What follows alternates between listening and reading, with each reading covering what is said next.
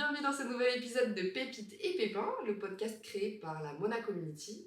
La Mona Community, c'est nous quatre, et aujourd'hui, on a choisi de se présenter dans cet épisode un peu spécial. Vous présenter notre mission en tant qu'entrepreneur, notre mission en tant qu'accompagnant d'entrepreneurs, et la mission du réseau qu'on a créé et qui s'appelle la Mona Community. Community, c'est quoi ? C'est un réseau d'entrepreneurs fondé par 4 jeunes qui entreprennent encore aujourd'hui, en 2025. Pas des experts à la retraite, pas des coachs déconnectés, des gens du terrain, en plein dedans, qui vivent les mêmes doutes, les mêmes galères, les mêmes déclics que vous.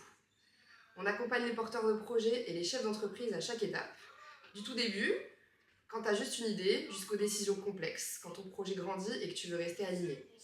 Et ce podcast, on l'a créé pour partager nos discussions enflammées, nos réflexions de fond, nos crises de nerfs et nos coups de cœur.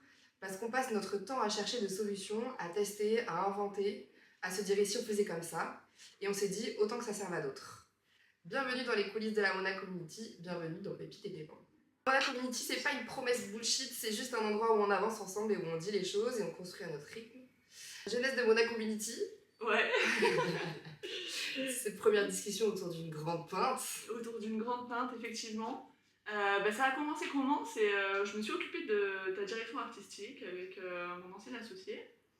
Et puis bon, on est resté en bon contact, puisque on avait bien travaillé ensemble. Et puis un beau jour, je te vois sur Instagram commencer à proposer tes services de coaching. Et puis il y a une petite voix dans ma tête qui a tilté et qui s'est dit « Mais attends Zoé, toi t'aimes bien travailler avec des sociétés qui sont en train de se monter parce que tu préfères travailler des identités visuelles. » Et donc effectivement, l'idée de commencer ou d'arriver dans le projet avant même qu'il soit créé, c'est hyper important pour mon métier en tout cas. Et du coup, je t'ai envoyé un petit message en te disant « Coucou Solène, est-ce que ça te dirait qu'on discute pour que peut-être tu enrichisses ton offre de coaching pour proposer un accompagnement un peu plus lointain avec moi, La direction artistique, quoi. En charge de la direction artistique, pour du coup proposer une offre où tu proposais à tes clients ou à tes coachés, je sais pas comment tu les appelles. Mais les deux, ouais, je ne sais pas. Ouais, je ne sais pas. Et voilà, et on s'est retrouvés autour d'un verre pour en discuter. Et je savais pas encore à l'époque qu'on allait vraiment structurer ça de manière professionnelle. Bah ouais, bon, je sais pas si on est encore professionnel, mais bon. C'était il n'y a pas si longtemps que ça, finalement. C'était il n'y a pas si longtemps que ça, les projets avancent assez vite, ici. Ouais. Ça se lance sans trop y réfléchir. Non, voilà, on n'a pas trop en même temps, on a une fusée atomique ici. 3 boîtes. Faites mieux. Non, mais c'est ça l'histoire, c'est que les gens ont commencé il y a 1 an et demi à me demander comment je faisais, ou à me poser des questions et tout ça. Moi, je prenais beaucoup de temps pour y répondre. Et je me rendais compte que je travaillais même des fois pour les gens, je leur corrigeais un business plan ou quoi. Et en fait, quand tu vois que le comptable, il prend 80 balles de l'heure pour te vérifier un business plan, et moi je faisais ça sur les DM Insta, enfin c'était pas trop normal. Du coup, j'ai effectivement décidé de professionnaliser le coaching et l'accompagnement. Sauf que très vite, moi ma spécialité effectivement ça va être de structurer le projet et d'être orienté toujours problème-solution. Donc il y a une grosse partie de mindset.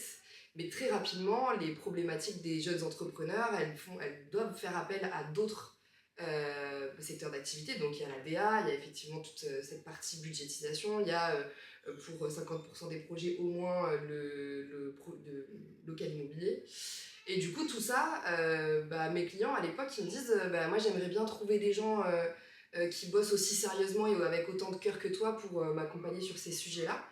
Et très rapidement quand même, moi je les connais ces gens qui travaillent aussi dur, avec les mêmes valeurs que moi, je les connais, en fait je les ai dans mon réseau. Et si moi je peux professionnaliser un accompagnement, je pense que je peux professionnaliser un réseau aussi.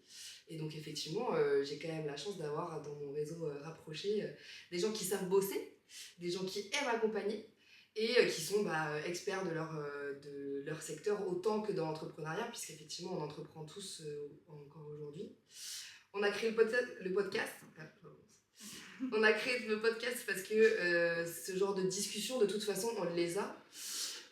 Donc autant les partager avec vous et autant vous montrer que vous n'êtes pas seul à rencontrer les problématiques dont on va parler dans ce podcast. Donc voilà, moi je vous propose qu'on raconte peut-être comment on s'est rencontrés aussi. Très bien. Comment on s'est rencontrés, Benjamin? C'est une. Non, ce n'est pas une longue histoire, puisque. Parce que tu m'as appelé pour un local. Voilà, tu étais en recherche d'un local pour ta première société, le Studio Mona. Et c'est comme ça qu'on s'est rencontrés lors de ta première visite. Et quelle histoire ensuite. Hein. À ce moment-là, je connaissais déjà Zoé. On n'avait pas encore travaillé ensemble, mais à la base, c'était mon réseau amical. Je suis arrivé dans un second temps après quand tu m'as fait tous les templates. Oui, je m'occupais des réseaux sociaux aussi. Ah si, et oui, et community manager, parce qu'elle est pleine de ressources. Pleine de ressources. Et voilà, et donc du coup il y avait déjà un peu cet écosystème et évidemment ça tournait aussi un petit peu de Solène et c'est comme ça aussi que j'ai été mis en relation avec Vanny qui est dans la continuité hein, de l'énergie, du professionnalisme et c'est quelque chose qui est très agréable et en fait après la discussion de Solène et Zoé ça a été un peu comme une évidence quand on s'est vus tous les quatre et pas besoin de forcer et ça c'est cool. Ça, c'est cool. Ouais, c'est clair, c'est assez naturel. Mais de toute façon, c'est un peu comme ça qu'on s'est tous rencontrés. En tout cas, moi, le souvenir que je garde de nos rencontres, c'est ça, c'est qu'il est authentique.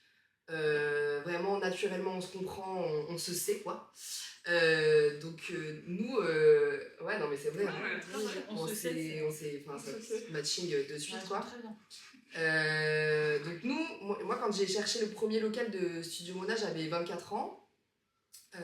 J'étais très maigre parce que je sortais de mon burn-out, donc j'étais pas vraiment très solide sur les appuis comme aujourd'hui. J'ai rencontré 19 agents immobiliers et propriétaires de locaux avant de rencontrer Ben, qui n'écoutait même pas mon projet. Ça peut être la peur de beaucoup d'entrepreneurs, c'est de ne pas être écouté quand on pitch, et notamment par les différents acteurs dont on a besoin pour monter un projet. Donc par exemple le banquier. On a peur qu'ils ne nous écoutent pas.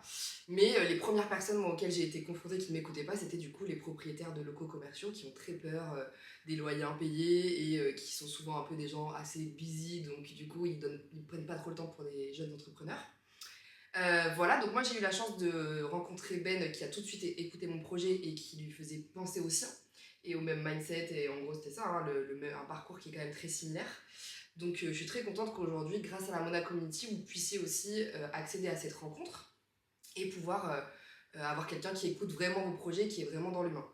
Comment on s'est rencontrés avec Vanny? On pitchait toutes les deux notre projet, car Vimana, la boîte de Vanny, a été montée la même année que Studio Mona, ma première boîte. Et du coup, toutes les deux, on était des profils pareils, assez similaires, de jeunes meufs qui rigolent beaucoup, donc des fois d'être prises au sérieux, ça nous demande un exercice supplémentaire. Et là, on était pour ça, pour se faire prendre au sérieux. Donc toi, tu cherchais un comptable, moi je cherchais un banquier. Exactement. Fallait qu'on soit sérieuse, hein. Ça n'a pas duré longtemps, du coup, vu qu'on s'est rencontrés au bout de 5 minutes. Est-ce que tu as rencontré ton partenaire, toi, ce jour-là? Ouais, ça veut dire qu'en fait, j'ai trouvé mon comptable, super comptable. J'ai trouvé mon comptable ce jour-là. Et alors, qu'est-ce que tu pitchais? C'est bien motivé. Raconte-nous. Qu'est-ce que je pitchais? Qu'est-ce que tu pitchais? Je pitchais à une entreprise qui a beaucoup changé, cependant, en 3 ans.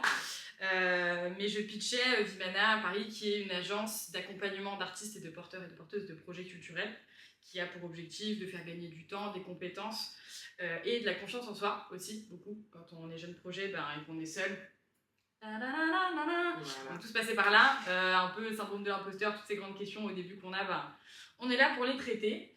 Et puis je me suis rapidement rendu compte que pour réaliser mon rêve, il fallait que je réalise celui des autres. Et du coup, j'accompagne des porteurs de projets pour qu'ils puissent faire ce qu'ils ont envie de faire. Ouais. Voilà. Trop bien. Donc en gros, ça résume bien notre mission commune. Si vous êtes des jeunes porteurs de projets, des entrepreneurs, déjà des chefs d'entreprise, la Mona Community est là dans tous les cas pour vous. On vous aide à structurer un projet, on vous aide à chercher les budgets, les financements, à aussi construire et renforcer un vrai mindset d'entrepreneur. Comment est-ce qu'on fait pour garder les épaules? Comment est-ce qu'on fait pour travailler sa résilience face aux problèmes et être toujours orienté solution? Comment est-ce qu'on crée sa direction artistique, tout son marketing, la charte graphique et l'identité de marque? Et comment on fait pour ne pas se faire douiller, j'ai envie de dire, par les propriétaires parisiens? Ça peut arriver en effet. Mais comment est-ce qu'on fait surtout pour avoir des fondations solides, ne pas être dans le local commercial qui nous fera vivre un enfer, comment est-ce qu'on fait pour avoir un bail commercial le plus solide possible et se protéger sur ce qui est factuel justement dans les locaux commerciaux. Bah voilà, en fait, toutes ces questions-là, on balaye quand même un large éventail des problématiques aujourd'hui. Donc la Mona Community, vous pouvez nous retrouver effectivement sur notre podcast Pépites et Pépins si vous avez envie d'être inspiré, si vous avez envie de vous sentir un peu compris.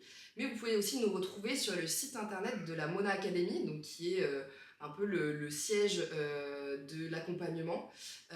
Et la Mona Community en est devenue une branche. On vend plein de choses pour vous aider justement à entreprendre. Et il y en a pour tous les budgets. Donc pour ceux qui ont des tout petits budgets mais qui ont envie de passer un petit peu plus loin, on va plutôt vous conseiller de rejoindre nos templates. On a mis un maximum de nos connaissances et de notre savoir sur des sujets nichés qui sont nos spécialités. Donc vous pouvez acheter nos formats avec plein d'informations.